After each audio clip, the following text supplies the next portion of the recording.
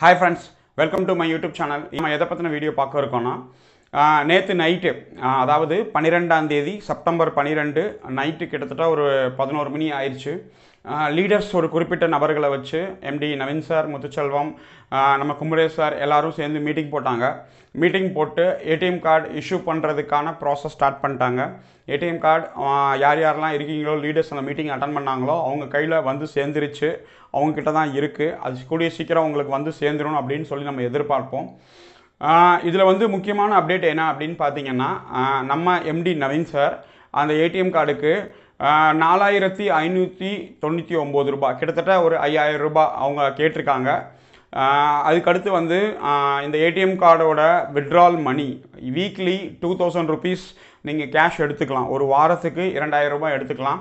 ஒரு மாதத்துக்கு 8000 ரூபாய் மாதிரி நீங்கள் எடுத்துக்கலாம். இந்த ஏடிஎம் கார்டை வச்சு நீங்கள் இப்போ அந்த 4599 ரூபாய் நீங்கள் பணம் போட்டு விட்டீங்க அப்படின்னீங்கன்னா நம்ம நவீன் சார் அந்த ஏடிஎம் கார்டை வந்து ஆக்டிவேஷன் பண்ணி உங்களுக்கு எடுத்து கொடுத்துருவாங்க.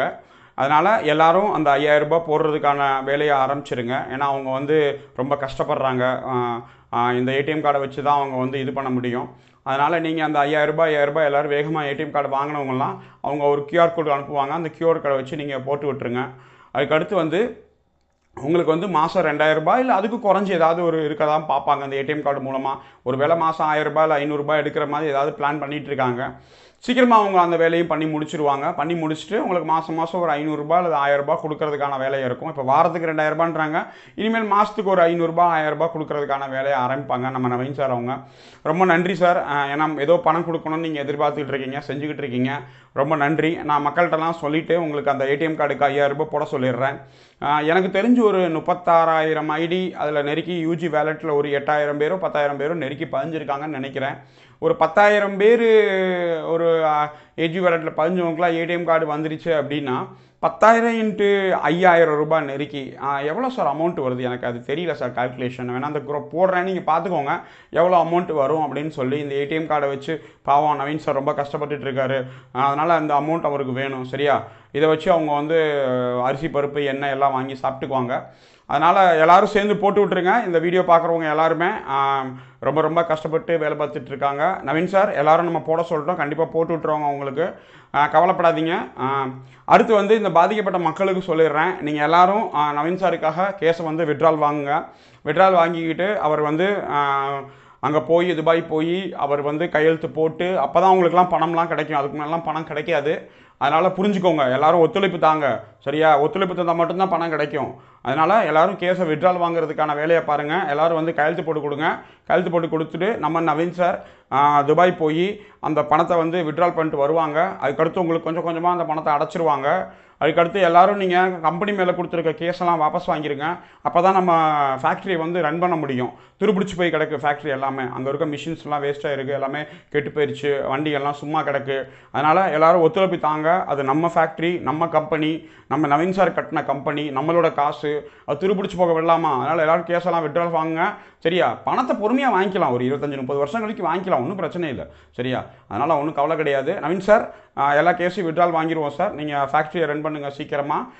மக்கள் ஃபேக்ட்ரி, மக்களால் தேர்ந்தெடுக்கப்பட்ட நபர்களால் மக்களுக்காகவே நடத்தப்படுகின்ற ஃபேக்ட்ரி. சீக்கிரமாக ரன் பண்ணுறதுக்கான வேலையை ஆரம்பிச்சிருங்க சார்.